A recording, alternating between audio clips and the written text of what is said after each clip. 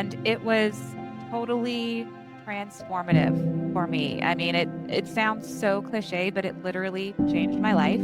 That's why I continue to work in social impact.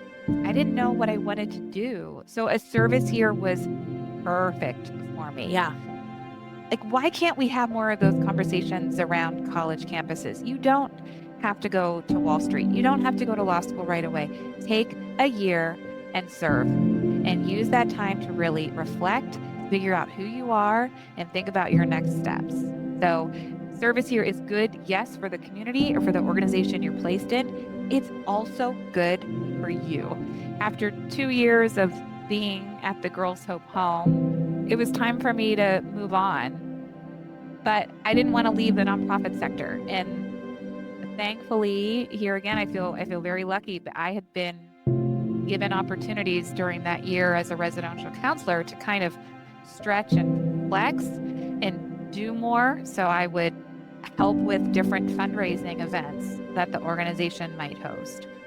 So I was able to translate those skills and experience into landing another nonprofit job, specifically in development.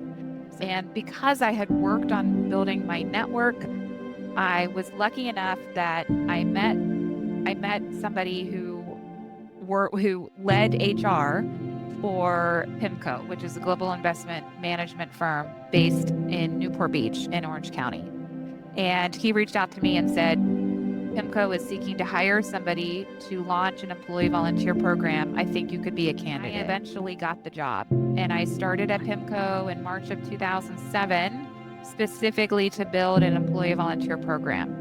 So I was able to take all of this prior experience about volunteering and engagement and, yes, project management, and I translated that into building a domestic employee volunteer program. I ended up staying at PIMCO for over 11 years. I took that employee volunteer program, grew it globally across all of PIMCO's offices. I became the first full-time executive director of the PIMCO Foundation, so had oversight globally for PIMCO's philanthropy. And it was an incredible experience. And I loved it because I could keep one foot in the nonprofit sector, but advance corporate goals and benefit from being in that corporate environment. Yes, we seriously just need an ad agency to focus on this one issue. Get us brand new messaging around volunteering and service.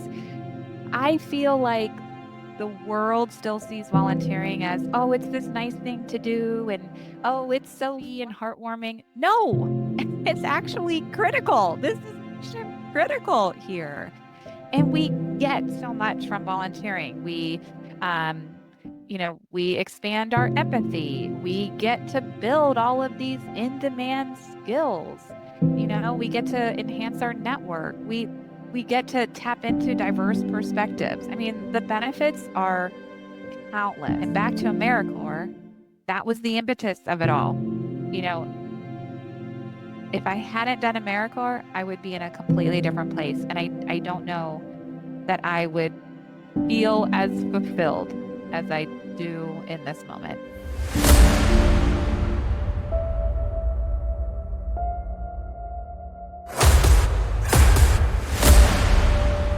Alrighty, folks, we are back with another AmeriCorps Connections podcast, and I'm super excited to be here with Sarah Middleton. Sarah and I were introduced through a mutual friend, I dare I call you friend, of Congressman, or previous Congressman, retired Congressman, Brian Baird, who is now the CEO and founder of the National Museum and Center for Service. So this network is tight, folks. So anyways, this is AmeriCorps Connections Podcast. This is where we interview AmeriCorps alums who have gone through 1, 2, 3, 5 service experiences in either AmeriCorps, and also we've expanded to include Peace Corps members and other service opportunities. So I'm really excited to be connected with Sarah. Sarah and I had a conversation a week prior to this actual podcast recording, and I was like, we just need to get you on the podcast. Your experience is amazing. It's exactly what people need to hear. I'm excited to jump in. But before we get started, I was just telling Sarah that under my dismay, I realized that 90% of the folks that listen to this podcast on YouTube or watch this YouTube do not subscribe to the channel. And I know you might be like, I don't want the government to know what I'm doing or whatever. Listen, this is a good cause. This is AmeriCorps. We are just passing along the messages of service and what we've done. We're not political on this podcast. And if you subscribe, it actually boosts up the algorithms. Not only will you get notifications when new episodes come out, but other people who are interested in the same sort of information, same sort of topics, will also get a little ding in their YouTube. So if you're watching this and you haven't yet subscribed, I would super love it if you subscribed. And if you're watching this and you have anything to say, anything to contribute, please post in the comments. I look at the comments. I mean, people who have commented, I've been like, oh my God, you're so nice. So far, no bad comments. That's great. So anyways, let's go ahead and get rolling into this episode with Sarah Middleton, where we're going to go on the journey of your AmeriCorps service, and we are going to land at what you're up to now. I mentioned before we got started, I was going to prep Sarah with the question, what are you super excited about? And she was like, let me run this by you. Does this make sense? And I got excited. So let's start there because I think it's exciting. So Sarah, what are you really excited about right now? Okay, well, first, Nikki, I am so excited about joining your podcast. So thank you so much for having me. And I promise when we're done, I will go hit that subscribe button. And what am I super excited about right now? So, a fellow consultant here in Orange County, California, where I live and work, Daniel Horgan, he runs the shop Collabel. He and I have co-created a workshop for folks who are early in their career. And specifically, this workshop is geared toward individuals who have completed a service year or years, whether that be through AmeriCorps, Peace Corps, City Year, or any of the similar programs, and or early career talent who really likes to volunteer and has participated in various volunteer engagements. Daniel and I are co-hosting a workshop for this audience on Saturday, May 10th at the Big Brothers Big Sisters office in Orange County. And we'll be taking the participants through an engaging, interactive, hands-on workshop where participants will learn how to take those volunteer skills that they have accumulated over their service time and translate that into boosting their careers. So we all know how wonderful volunteering is. We also need to know that volunteering can enhance our careers because of all of the skills and qualities that we pick up through volunteering. But the trick is, how do you have language for that? And so that's what Daniel and I will be doing in this workshop. And if anybody is listening to this and you're based in Southern California, you are welcome to come. I'll share my contact information at the end of this podcast, but we would love to fill the room with early career talent who could benefit from learning how to translate those skills into career advancement. And I think one of the things that we connected on with this was the importance of understanding that service and volunteerism is actually like an industry, but not necessarily like it's an industry in regards of like people go into service and volunteerism and you can expand your network, you can expand your social capital, you can expand your experience, you can like it's like I had said, Sarah, it's similar to computer engineering, right? You surround yourself with people that are doing similar work, then suddenly you get introduced to new opportunities and maybe new projects or maybe new ways of thinking. And that's really a new way, like not a new way, because I feel like there's like a silent culture of service and volunteerism where we're like, oh yeah, this is just what we do. But it's hard to be like, I don't know, to help me with this. It's hard to like I totally agree commercialize with it. yes. We seriously just need an ad agency to focus on this one issue. Get us brand new messaging around volunteering and service. I feel like the world still sees volunteering as, oh, it's this nice thing to do, and oh, it's so fluffy and heartwarming. No, it's actually critical. This is mission critical here. And we get so much from volunteering. Um, we expand our empathy. We get to build all of these in-demand skills. We get to enhance our network. We get to tap into diverse perspectives. I mean, the benefits are countless. And if we can just shift perspectives and shift mindsets and help the rest of the world see volunteering as this really important element to our day-to-day lives, I think we'd be in a totally different place. Absolutely. Yeah. And sometimes, and I think people think that like volunteering needs to be a set time where you go to an organization and you volunteer. But if you're offering your skills and your talent and your time for in kind, I mean, I won't even say for free, because a lot of times if you're not even a professional, if you're just offering your time to nonprofit or school or something, they can actually put that on an itemized line that says, yeah, this person came in for an hour, they talked to our students, and that if you use the independent sector for volunteer hours, that what equates to so many blah blah blahs. So it's a thing. It's totally a thing. So we'll go down that rabbit hole, trust me. But let's talk about, this is the AmeriCorps Alums podcast here at AmeriCorps Alum. Let's talk about how you got sucked into this volunteer service. And you said something really interesting before we hit record, is that you actually were like hooked when you were like 12 years old. So let's talk about that, and then your AmeriCorps year, and then we'll follow the through line from that. So I did start volunteering when I was 12 years old. I grew up just outside of Pittsburgh, Pennsylvania, and a couple blocks from my home was a senior care home.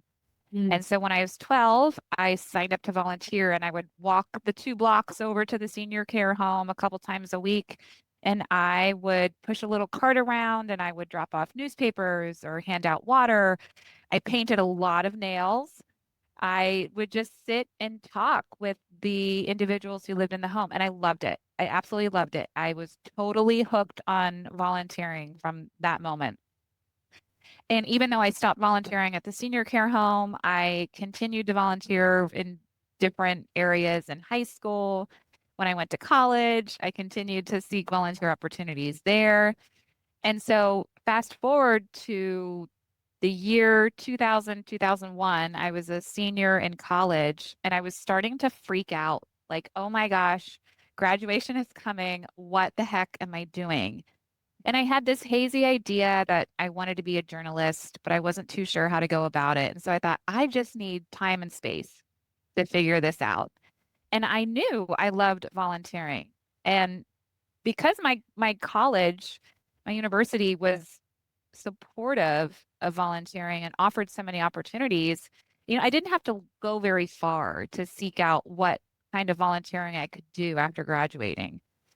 And so I explored AmeriCorps and I explored City Year. And long story short, I wound up with AmeriCorps, and I was accepted into AmeriCorps, and then I was placed with an organization called Boys Hope, Girls Hope. It's actually an international organization, although most of the programming takes place here in the United States. And Boys Hope, Girls Hope is essentially it's a home-based program for academically capable yet vulnerable youth. So between the ages of 12 and 18, and now the program goes beyond year 18. So helps the youth into college and graduating from college. It's an incredible program. So I was placed with Boys Hope, Girls Hope of Southern California. That's how I landed in Orange County, California in the summer of 2001. That's phenomenal. And you came from where? I know you said it, but so I grew up in Pittsburgh, Pennsylvania, and then I went to college in Washington, D.C., and then I moved out to Orange County at 18 years. No, sorry. That's way too young. At 22 years old in the summer of 2001. That's so great. And that's also like the exciting thing about service. It can pull you out of your comfort zone, and you're like, okay, I like it here now. I live here now. Well, the funny thing is, I tell this all the time. I was convinced I'm going to do my service year in Orange County and then I'm going to head back east where all my family and friends are. And that's when I'll get that real job. I'm just going to be in Orange County for a year. And that was like, that was back in 2001. It's 2025 and I'm still here. I haven't left. I love that. So as an AmeriCorps member, you did state and national. So for folks that are new to the AmeriCorps lingo, state and national is different from Vista. Vista really focuses on combating poverty and it's more capacity building behind the scenes. NCCC is more like boots on the ground, blazing trails sort of thing, city years, tutoring. I think they're in schools.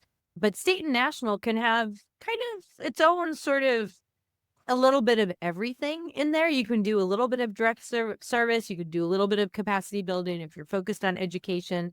So it really depends on what the grant is written for. So what was your role as a state and national AmeriCorps member? You said it was Boys Hope, Girls Hope. So Boys Hope, Girls Hope, Southern California. I was in the girls' home, which housed 6 girls between the ages of 10 and 18. And so I was one of 3 house parents. And together, the house parents functioned as regular parents for the 6 girls in the program. And so at age 22, I was responsible for cooking meals and packing lunches and getting kids to and from school and tutoring and working on extracurriculars and helping with any family issues that might arise or friend issues that might arise or, regular teen angst. And it was totally transformative for me. I mean, it sounds so cliche, but it literally changed my life. That's why I continue to work in social impact. The girls truly became family. The other house parents I worked with truly became family. We were all together under one roof and we had alternating days off, but it's a big responsibility. And now as a mom, I'm like, oh my gosh, I got to experience that at age 22 and 23, and I'm forever thankful for it. So when you were talking about it, I was like, oh my gosh, they're like, that's how do you prepare for a service year where you're actually supporting these individuals when you're 22 years old? How did you get prepared for that? I don't know that you can really prepare. I do remember that all of us AmeriCorps who were accepted into the Boys Hope, Girls Hope program, before we went off to our different homes, we were gathered together in St. Louis, where Boys Hope, Girls Hope is headquartered. We gathered there, it must have been August. So at the very beginning of our service year, and we were taken through an orientation and we all got to meet each other and there was some training involved. But it was definitely a shock to my system when I landed in Orange County. For starters, California was totally new to me. And the culture, the environment, the way of being out here, the 6 girls and their likes, their dislikes, their stories, their own personal stories. It was like all at once you're thrust into this brand new environment and you have these immense responsibilities and you're still trying to figure things out. And I'm grateful to the other house parents who were there prior to my arrival. They helped me adapt so much. And then after a while, you get your footing and you understand the rhythm and you build relationships with the other house parents and with the girls in your care. And it's like, this is what I do know, or this is what I do now. And, you kind of learn as you go. But, they're growing up in Pittsburgh, like their culture was just different. Yeah, very different from Southern California. Yeah, I actually did the opposite thing. I grew up in California and I went to the East Coast. And so I also had and I know we're talking about AmeriCorps, but let's talk about that for a second. I also had the culture shock of, okay, there's just no eye contact out here. And I remember I was working in a gym in Hoboken, New Jersey, and I was fresh off the boat, California, and people would walk in. I'd be like, "Good morning," and they're like, "What is wrong with Stone you?" faced. I'm like, "I just saying hello," and they're like, "Don't talk to me." I'm like scanning my card. So like, and the opposite thing, and then now because I've been out on the East Coast longer than I've been on the West Coast, I go home and I'm like the rough girl from the East Coast. Like, I'm dropping F-bombs. I can put like and fuck you in a sentence and everybody's like, do that, right? So That's yes. so awesome. So that I get that culture shock. So one of the things that I think that is really interesting, and I think that we should double click on for a second, is the opportunity for AmeriCorps members to be placed into organizations that really push your limits, right? Like, what am I supposed to do here? And but you get the support, you have the program support. It's not like you're just put out on a limb. And that's kind of what we were talking about service and volunteerism, because you're doing the thing, but you also have the support, and leaning into those folks that support you and learning how they support you can help you develop your skills as you move out of these opportunities. Can you speak a little bit to that, like in your experience? Totally. Yeah, throughout my service year, I felt so supported. So we were receiving support from the Boys Hope, Girls Hope National Office. I received localized support from our Boys Hope, Girls Hope of Southern California office. So we frequently had staff training. We frequently had staff meetings. You weren't on an island. You were co-parenting with these other individuals. And then you had your office team who were supporting administratively and also programmatically.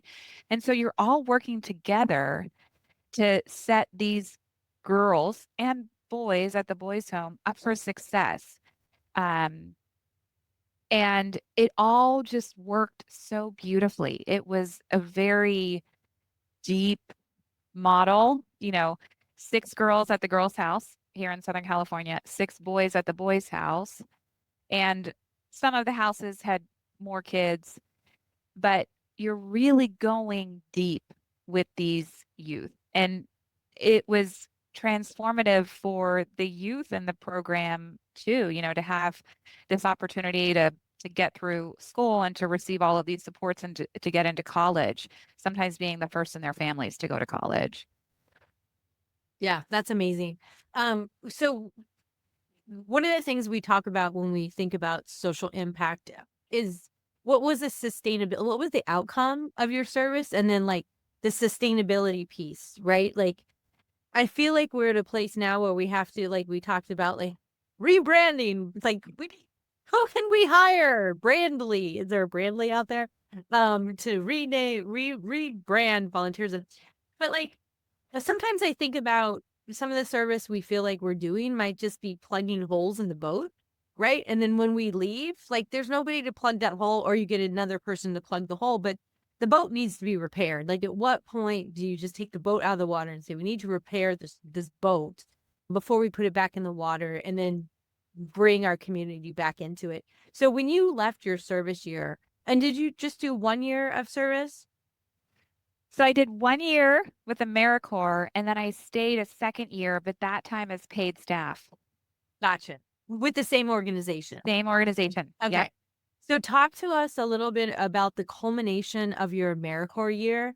And a lot of folks who go through an AmeriCorps year do stick around at their service site and get hired. They luckily get hired. When I was running a volunteer program, it was about 25, 25, 25 of folks that got hired, folks that either got hired by a partnership site, and then 25% would go to a higher education program or something like that. So talk to us a little bit about your culminating time during your service year, and then how you rolled into your paid time. Yeah. So I shared just a few minutes ago, I thought I would be 1 year and back east. I was gonna do this service year. I was gonna feel good about it, and then I was gonna get on with my life. And I wish I could remember. I don't know if there was a singular moment or I don't know if it happened over time, but somehow at some point it dawned on me like, I love this. I love living in this home with these girls. I love the life that we have made together, and I don't want to leave. And so, lucky for me, there was an opportunity. There was a house parent opening, so a paid residential counselor in the girls' home. And I communicated with our local program staff here, hey, I'm going to finish out my service year, and then I would love to continue as a paid residential counselor. And so, all of that took shape. I feel very lucky. The Boys Hope Girls Hope National Office did a very good job of just holding all of us AmeriCorps through that year. And Mm. so there was the orientation at the beginning, there was a renewal session in March of our service year, and then they closed us out at the end of the year. And so it had a really nice arc to it, all of Mhm. us who were serving. And it was a smooth transition for me from AmeriCorps to paid residential counselor. And just from, again, the home based perspective, it was really good for the house too to have a Yeah. continuation of a house parent. And there were many others in the Boys Hope Girls Hope family who, like me, fell in love with the program and the kids, and so continued. So I finished my second year with Boys Hope Girls Hope, and I don't want to minimize the experience. You know, it wasn't all roses and rainbows. There were some really hard moments. You know, there was trauma that you had to deal with, and you had to navigate, and you had to kind of work through. And it was an intense environment at Oh, times. so After 2 years of being at the Girls Hope home, it was time for me to move on. But I didn't want to leave the nonprofit sector. And thankfully, here again, I feel very lucky, but I had been given opportunities during that year as a residential counselor to kind of stretch and flex and do more. So I would help with different fundraising events that the organization might host. So I was able to translate those skills and experience into landing another nonprofit job specifically in development. So then I left I left Boys Hope Girls Hope in 2003. Yep. And then I moved to a different nonprofit and worked there for a while. and that speaks to what we were talking about when we opened up is especially during your service year, and I try to point that out during these interviews, is that during your service year, it's an opportunity to connect with not just your service site, but the partners that you're involved with, right? Like, if we're lucky after a service year, our service site can open up an opportunity for us. But a lot of times you prove yourself during your service year to the partners that you create projects with. Like, I can imagine during your service year, you were bringing in volunteers, or there were like outsourced projects where the girls could go to certain, programs or whatever. And when those outside sources see the competence of you being able to be we'll say it, a program manager, which is, we don't think about we're program managers when we're doing volunteer service or service opportunities, but that's what we're doing. Project managers, right? And that, if Yeah. you go into industry and you say, I've done project management for the last 5 years, their eyes are going to perk up and be like, seriously? Like, how do you do that? Right? But I feel like sometimes during a service year, it just feels like you're doing the thing to get the thing done. Yeah. And then to your point, and probably in the workshop, you're a project manager. Like, you've been project managing 5 projects at one time on a stipend that doesn't even pay rent. You know, just to build on that too, Nikki, Yeah. I think so much of being in AmeriCorps in whatever capacity, whatever program you're in, you're a hustler. Like Yes. you are hustling because you're scrappy. You've got a small stipend, like you are making things happen with nothing. And so, Yeah. like that's, I, I, I think you have to have that motivation when you sign up for AmeriCorps. Like you've got to be willing to hustle. I am sure all the AmeriCorps alum listening to this podcast, like they have hustled in some Yeah. form or fashion. They know how to get it done. So I was listening to something and I can't remember what it was because I listen to things all day, every day. But they were talking about higher education and your bachelor's and master's and stuff, and in your undergraduate degree. I hope people don't hate on this. Don't hate on me for this, but sometimes an undergraduate degree for some employers is just proof that you committed to something and you did it over a period of 4 years and you stuck to it and you were willing to do it, right? Like that shows commitment. And I feel like an AmeriCorps year can also be a demonstration of I signed up for this thing. That's why when I was the director of an AmeriCorps program and AmeriCorps members would fall on like hard times and they'd be like, I hate my site supervisor. I'm like, stick with it. I'm like, stay with this. Unless you're being physically, mentally abused, I'll get you out of the program. But if we can redirect this so that you, at the end of the service year, have something to talk about the programs and the projects and how you grew as a person and how you learned how to work with people under not ideal circumstances, that's what a service year is for, right? Like it builds that, Totally. yeah, resilience, right? Yes. Yes. You nailed it. Resilience. What? I mean, yes. So, okay. So you did your thing. You got hired at the site. You did that, and then talk to us about the trajectory and everything that you. I don't know what was the movement of Sarah's life after that. Yeah. So I left Boys Hope Girls Hope and I transitioned to another nonprofit and I worked on different fundraising campaigns. I continued to build my network. I continued to learn all the things, raise my hand for all the things. And in 2007, well, let me back up for a moment. At some point during my nonprofit years, I decided I wanted to go back to school. I wanted to go to grad school, and I wasn't going to be able to do that on my nonprofit salary. And I was just kind of ready for a change. I was feeling burnt out in my nonprofit work, and I was ready for a change. I was looking ahead to grad school. And because I had worked on building my network, I was lucky enough that I met somebody who led HR for PIMCO, which is a global investment management firm based in Newport Beach in Orange County. And he reached out to me and said, PIMCO is seeking to hire somebody to launch an employee volunteer program. I think you could be a candidate. And it was an arduous interview process, as it is at PIMCO, and there were other candidates.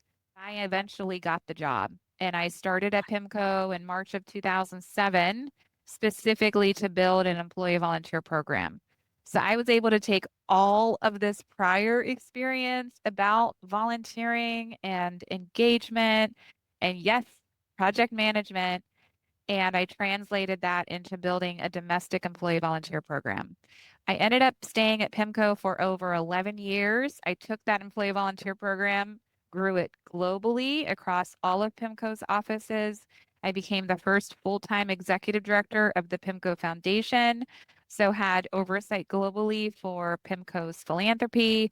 And it was an incredible experience. And I loved it because I could keep one foot in the nonprofit sector but advance corporate goals and benefit from being in that corporate environment. I was able to go back to grad school. PIMCO had a tuition reimbursement program, which I took advantage of. And so I ended up getting my MBA to balance out my English degree from undergrad. And it was just incredible. And I know there is no way I could have had that experience at PIMCO had I not started with AmeriCorps and had all of that nonprofit experience, both the volunteer experience and the development experience. So I left PIMCO in 2018 and I started my own consultancy, which is called Mission Up. And so 7 years in, I'm still consulting. I do a lot of work with companies and corporate foundations on their strategies, on co-creating partnerships with nonprofits. And the other piece of my work is community activations. For instance, I did a ton of work on the 2020 census here in Orange County. I've done work on a statewide post-COVID economic resilience initiative. And again, I wouldn't be where I was had I not had all those years prior, the volunteering, the, just everything. It all feeds into where I am in my career today. And back to AmeriCorps, that was the impetus of it all. You know, if I hadn't done AmeriCorps, I would be in a completely different place. And I don't know that I would feel as fulfilled as I do in this moment. Okay, that was an ad for AmeriCorps. Where's my t-shirt? I should be wearing my AmeriCorps t-shirt. I know. I know. Oh, wait, hold on. There was something. Hold on. There was something that you said. So I think, okay. So my background is environmental studies, and we learn about complex systems, but not complicated systems, right? Like the trees produce oxygen, humans and other mammals breathe the oxygen, and things die and they degrade into the soil, which provides energy to the trees to produce more oxygen. And then there's, photosynthesis that happens and all of that stuff. It's a complex system. So if you take out one thing, if you remove something from that system, there's a problem, but it's not complicated.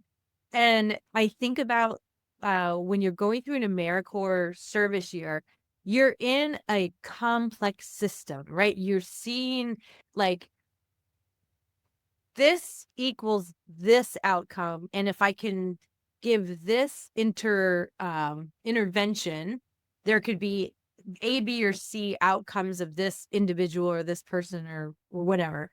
And it's not complicated. It's complicated because humans are complicated if you're working with humans, but it's not complicated because we have to jump through all these hoops.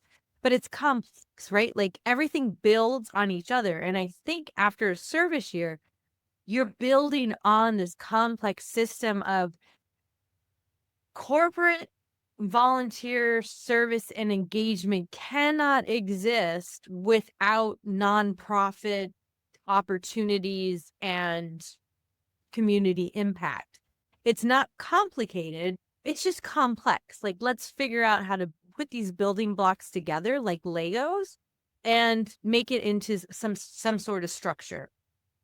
So what I'm hearing you say is that, like, from your AmeriCorps experience and the trajectory of what you did through nonprofits, it put you in a really good system. And by the way, folks, when Sarah and I were first talking last week and she was like, oh, I worked for PIMCO and then I just built this program globally, volunteer. I was like, what?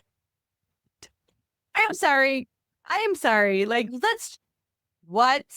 But this goes back to when you're an AmeriCorps member, translating the things that you've done into the things that you can do. And one of the things that I learned, two things that I took away from my service year. Number one, confidence that I could figure out how to do shit and get shit done, right?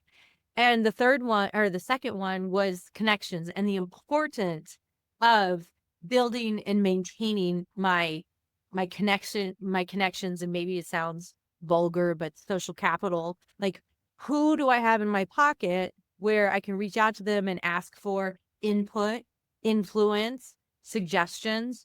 So it sounds like that.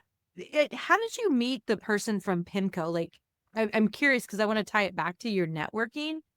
Because a lot of times when you get opportunities like that, it's because you just were at an event and you did something and you were just like nice to somebody, or you know what I mean? Or you just were like, oh, I can do this for you. And then they're like, hey, so what was that? Tell me again, that connection. So I went to the Leukemia and Lymphoma Society after I left Boys Hope, Girls Hope, and I worked on the Light the Night campaign. And Light the Night was a nationwide walk, a fundraising walk at night. And the individual who worked at PIMCO, he and his company at the time, it was not PIMCO, they had a team.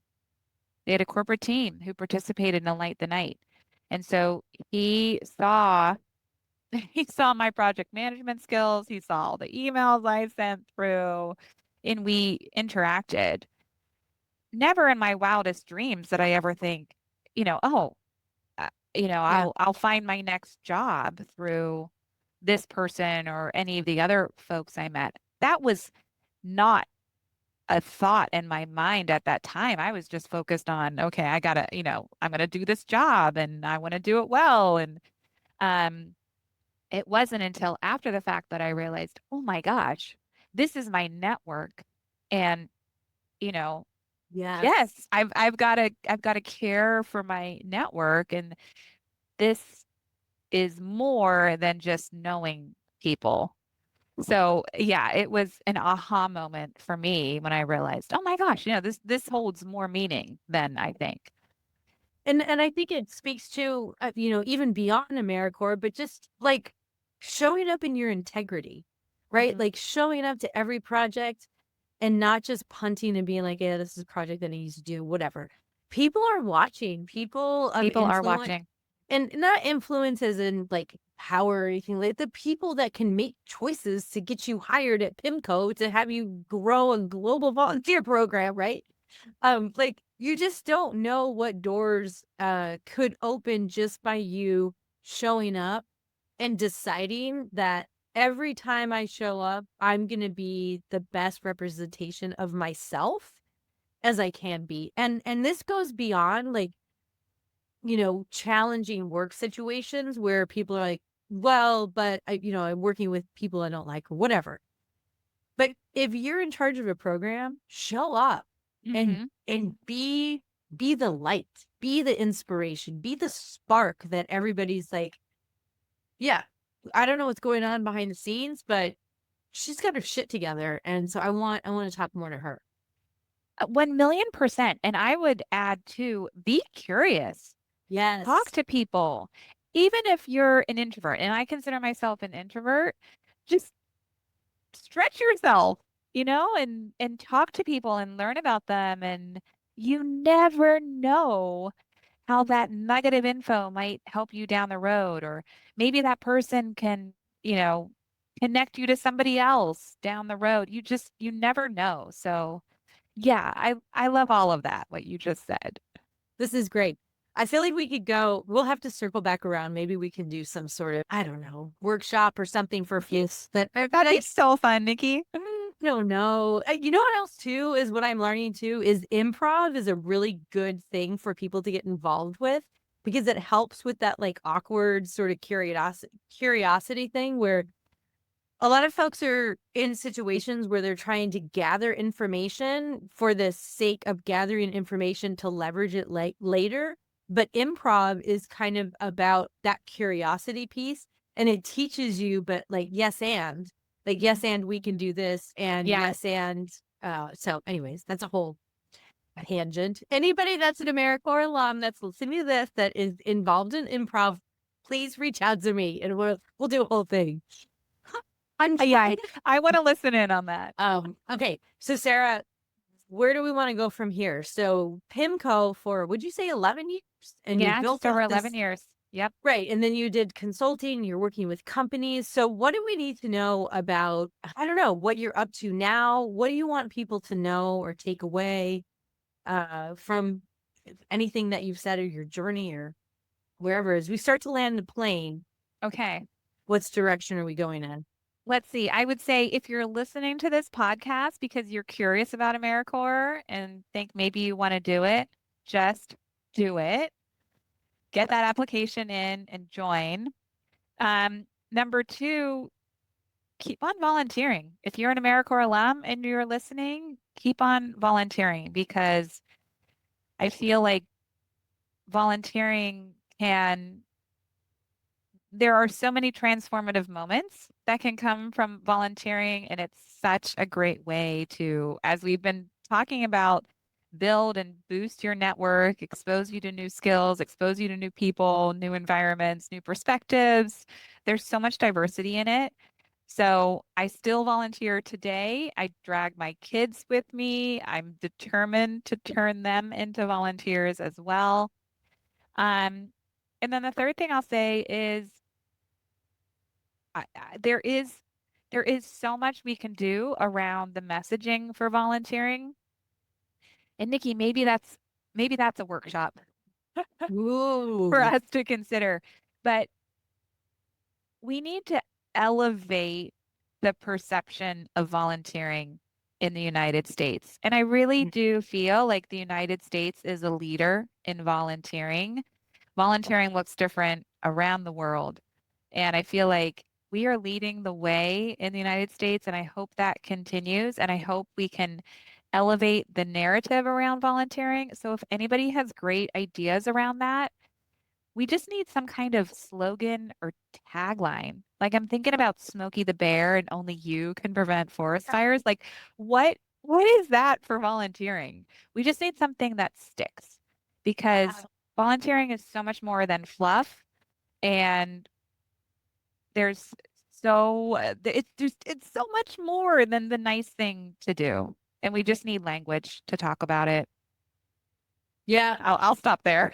I could keep No, rambling. I mean, we could go on for another 45 minutes about this. I definitely think that I don't know. I feel like I remember being at a Points of Light conference in 2017, 18, I think, maybe 19. And we talked about, I think it was Toby Johnson. I can't remember who the speaker was, but they were like, we've always talked about rebranding volunteerism, but it's, and we've still been talking about what it is. And I think right now, what the critical important mission is looking at national service.